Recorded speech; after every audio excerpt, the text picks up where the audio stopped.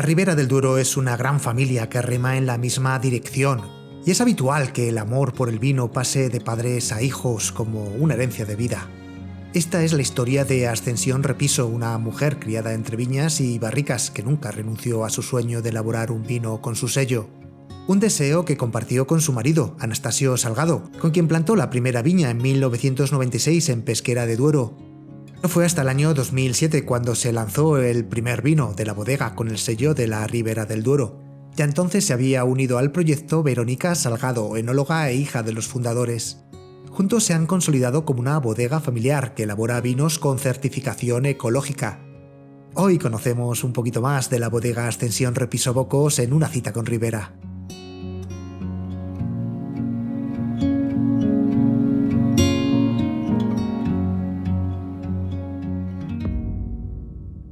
Ascensión Repiso y Verónica Salgado, bienvenidas a una cita con Ribera. Muchas gracias. Bueno, Ascensión, tú fuiste el motor de este proyecto. ¿Qué recuerdos tienes de aquella infancia entre viñas que te llevó a convertirte en bodeguera? Para mí fue fundamental nacer en la familia que yo nací,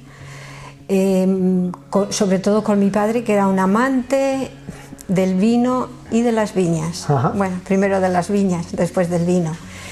Yo de pequeña lo he vivido intensamente, he sufrido mucho, porque cuando le veía a él preocuparse, sobre todo el mes de mayo para mí era muy difícil, muy trágico en mi casa. ¿Por qué? Por las heladas. ¿Por las? Las heladas. ¿Por las heladas? Heladas tardías. Ajá. Estaba la viña brotada, había una noche de helada, y cuando mi padre iba por la mañana a ver la viña venía destrozado, desilusionado, disgustadísimo. Y ese estado de ánimo de él nos lo contagiaba. Y bueno, ahí empecé, yo creo que también a amar las viñas y amar el vino, ¿no? Por él. Yo he bebido vino desde muy temprana edad. Mi padre nos obligaba a beber vino en la comida porque él entendía que era como un alimento básico. Nos daba energía, nos abría el apetito para que comiéramos bien y bueno, en casa había vino, siempre había vino y por eso no bebíamos a deshora. Sabíamos que el vino se consumía, se bebía únicamente en la comida. ¿En un entorno seguro que era el familiar? Sí, ahí bebíamos todos, a la hora de comer se bebía todos el vino. Y luego ya en la época de elaboración, era muy curioso porque los niños teníamos mucha curiosidad por ver cómo elaboraban, cómo fermentaba el vino, ¿no? Porque sería como algo mágico, ¿no? Sí, para vosotros. Decían las cocederas. Ajá. ¿Qué pasaba? Que yo, como era niña, no tenía mucho acceso a ir a una cocedera, ¿no? Pero nos asomábamos porque eran lagares donde las puertas no ajustaban muy bien, las ventanas tampoco. y nos asomábamos por esas rendijas a ver qué es lo que hacía, ¿no? Esa curiosidad. Y bueno, entre esto, lo que veíamos, lo que oíamos comentar, te hace saber del vino y de verdad que la cultura del vino te entra muy dentro. Ahí te entró todo el gusanillo. Todo el gusanillo. Siempre me ha llamado muchísimo la atención. Siempre me ha atraído mucho, pero ¿qué pasaba? Que bueno, era niña. Entonces lo que hacía era escuchar, ver y callar y guardarme esas experiencias. Sí. Sería como ver a unos brujos ahí, ¿no? Y diciendo, bueno, ¿cómo puede ser que del fruto de la uva, este mosto, que se convierta en esto otro? Sí, pues sí, era algo mágico. Y nos daban a beber mosto, pero solo un poquito el primer día que llegaba la uva a bodega, al lagar. Después ya no, porque ya empezaba a fermentar. Y bueno, nos llevaba una botellita de mosto mi padre para que lo catáramos. Estaba, la verdad, que riquísimo. Bueno, sí, perdona, disculpa, te he cortado. También desde muy pronto él me enseñó y valoró mucho la variedad que cultivamos, que es la tinta fina, decían ellos, la tinta del país. Ahora le llamamos más tempranillo, ¿no? Porque entonces había también otras variedades. Sí. Y él le daba mucha importancia a la tempranillo, sí, ya. Era muy habitual que las viñas estuvieran formadas de distintas variedades de uva, sí, pero no las de mi padre. Mi padre, él era muy exigente, muy sibarita en sus vinos y solo cultivaba la variedad tinto fina. Bueno, pues él siempre decía, es la mejor, es la mejor, es la mejor. ¿Fue un visionario? Sí. Cuando en el año 82 se creó el Consejo Regulador, él aplaudió, él estuvo muy de acuerdo con que eligieran esta variedad de uva, la tempranillo, como uva base. Claro. Le pareció ideal. Bueno, ya a mediados de los 90, ese gusanillo que te entra, se lo contagias a Anastasio y os decidís a plantar viña nueva, entonces, ¿no? En los años 90. Sí. ¿Fue fácil por aquella época conseguir derechos de viñedo y una buena ubicación aquí en Pesquera? Yo heredé una tierra, una parcela de mi padre, muy apta para viñedo, tierra muy arenosa, quizá un poco excesivamente seca, pero maduraba muy bien la uva. Antes de morir mi padre ya nos lo repartió, lo que él tenía lo repartió entre los hijos y a mí me tocó esta parcela. Y él vio como yo plantaba la viña, ¿no? A él, la verdad que le dio mucha alegría que esa tierra fuera dedicada para plantación de viñedo. Y el primer año que cogimos cosecha de esta viña, él nos ayudó a elaborar, estuvo muy pendiente, muy preocupado, él nos enseñó qué cantidad de uva teníamos que dejar para coger buena producción, ya que era el primer año que producía.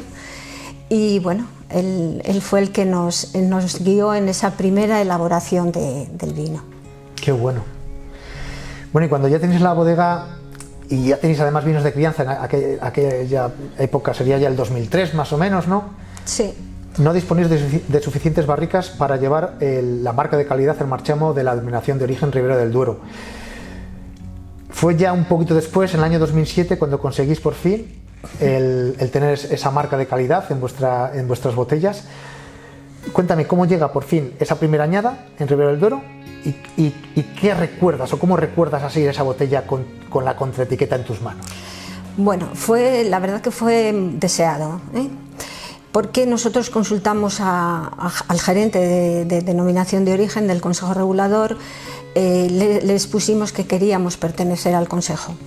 Y en ese momento estaban desarrollando la ley de la viña y el vino. No podíamos pasar si habíamos con las marcas que teníamos ya como vino de mesa, y si queríamos estar en el consejo teníamos que cambiar las marcas. Él nos aconsejó que esperáramos un poquito, un año más, a ver si se conseguía esto. En vista de que no se lograba, que pudiéramos pasar con estas marcas, nos dijo, venga ya, nos animó, venga ya, vosotros sois pequeños, tenéis clientes muy cercanos y no os va a ser complicado cambiar de marca. Y bueno, pues ahí ya dimos el salto a la denominación de origen Ribera de Duero. ¿Y a la marca Verónica Salgado? Ya a la marca Verónica Salgado, sí. Verónica Salgado, que sí, es vuestra hija. Sí, Verónica Salgado, esta marca no solo es el nombre, hay algo más, ¿no? Es saber que va a haber una continuidad de lo que tú estás haciendo. Porque, Verónica, tú decides estudiar enología y después de finalizar tus prácticas en otras bodegas, además de prestigio, me consta, vuelves a casa y aseguras, como dice tu madre, esa continuidad de este bonito proyecto.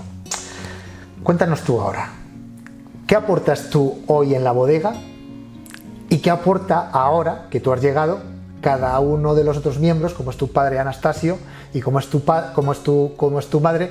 ¿Qué es lo que aportáis cada uno ahora en la elaboración de los vinos de Verónica Salgado?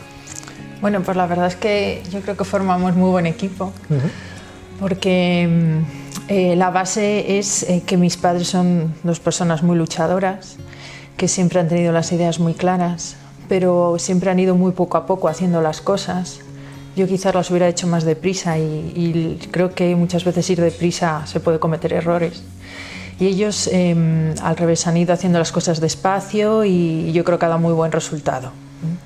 Entonces el equipo está formado pues por mi madre Ascensión, que es natural de aquí de Pesquera de Duero, como hemos hablado. Ajá. Entonces ella nos ha inculcado también la cultura del vino, el amor por el vino. Y es que esto no solamente es un medio de vida, ¿no? Es que es nuestra vida, es a lo que nos dedicamos. Y siempre tienes en la cabeza, ahora hay que hacer bodas, ahora hay que preparar los vinos, ahora vamos a embotellar, viene la vendimia, viene la campaña de Navidades, ¿no? Es como la agenda entonces, tu madre ahora, ¿no? Sí, sí. Es la agenda la que te marca, ¿eh? Te levanta el dedo y dice, ahora hay que... Pero la verdad que es un trabajo muy bonito. Luego, ¿y tu padre? Mi padre es una persona que se ocupa y le gusta, que también yo creo que es importante. Yo creo que tenemos la suerte los tres de dedicarnos a un trabajo que nos gusta, del campo. Entonces, mi padre le gusta mucho cuidar de las viñas. Cuida de las viñas y no solamente es que haga las podas, es que cuando hace las podas va pensando en el año siguiente, si la va a tener que formar, si tiene un brazo dañado, si le tiene que cortar, si... Es una persona muy meticulosa, pero yo creo que le gusta mucho el campo. Y luego también el tema de bodega, a él le gusta también cómo nosotros el trabajo que tenemos va desde la viña hasta la copa. Sí. Eso le gusta a él mucho decirlo, ¿no? Desde la uva hasta la copa. Es que hacemos todo el proceso, ¿no? Aparte de productores de uva, somos elaboradores de vino. Entonces cumplimos o trabajamos en los dos medios. También, sí, también muy importante, muy importante. Sí, es la parte final, comercializar el vino. Desde el 2015, además, vuestros vinos están certificados como ecológicos. Creo que esto tiene parte de ti, el impulsar un poco la bodega a elaborar con ese marchamo de vino ecológico. Me gustaría saber cómo te llevó a elaborar bajo los criterios de este tipo de agricultura. Yo la verdad es que era una idea que ya tenía en mente desde hacía bastantes años, bastante tiempo, porque creo que siempre hay que buscar una diferenciación. Hemos hablado del mercado, es el punto final, cuando tú elaboras un producto, por supuesto poderlo vender, pero es un reclamo, ¿no? Un vino de calidad y además que vaya con un certificado de vinos ecológicos.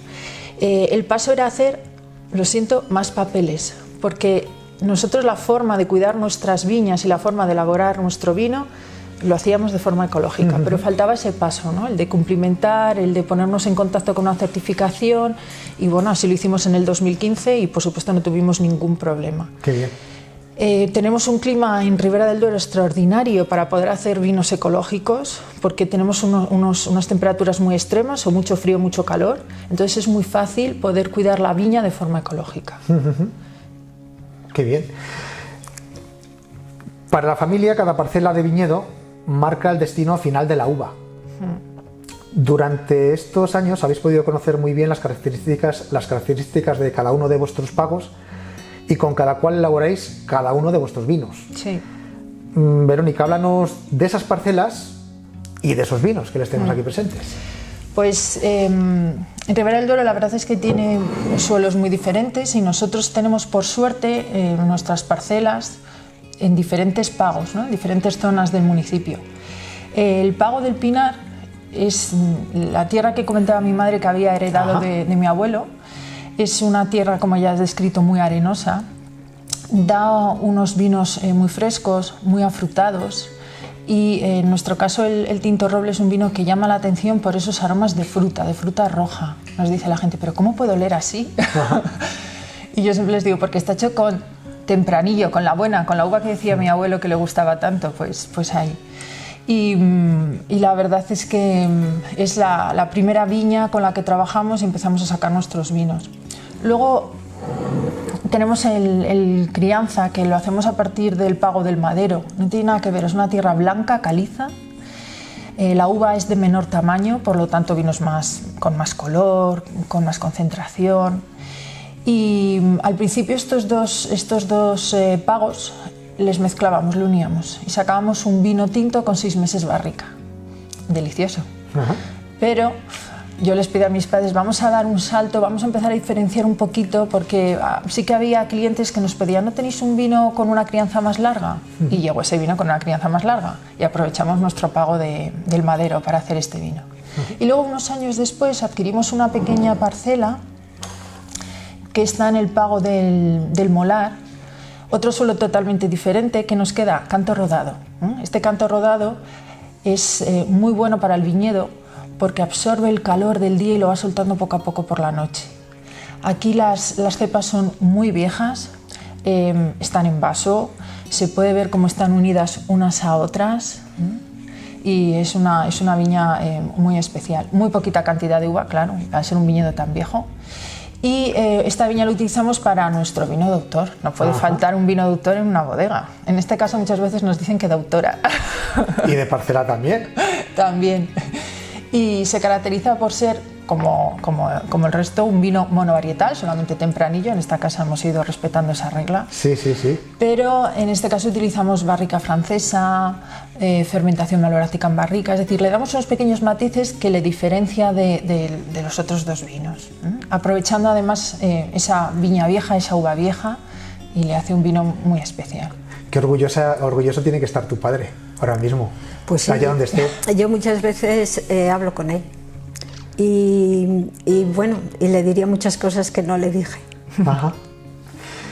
Ascensión, es difícil elegir entre los vinos propios porque casi es como elegir entre los hijos de uno, ¿no? Es muy complicado, pero te voy a poner en esa tesitura. Puede ser, no sé, ¿me puedes elegir el vino o que mayores alegrías te ha dado o el que mayores quebrantos también te puede haber dado? ¿Cuál de aquel elegirías y por qué, de todos estos que tenemos aquí? Bueno, yo elegiría el Tinto Roble. ¿Ah, sí? El Tinto Roble fue nuestro primer vino, que además las uvas procedían de mi tierra. Sí, de la que plantaste. Donde yo había ido tantas veces con mi padre. Sí. No había viñedo en ese momento, pero él sembraba melonar. ¡Qué bueno! Y sí, le gustaba siempre tener frutos y todo lo que podía. Aquí la verdad que, por ejemplo, la fruta no se da muy bien. La uva sí, porque brota tarde. Bueno, pero él ponía melonar, aunque no lograba muy buena calidad, pero le gustaba que pudiéramos tener algo donde ir y disfrutar.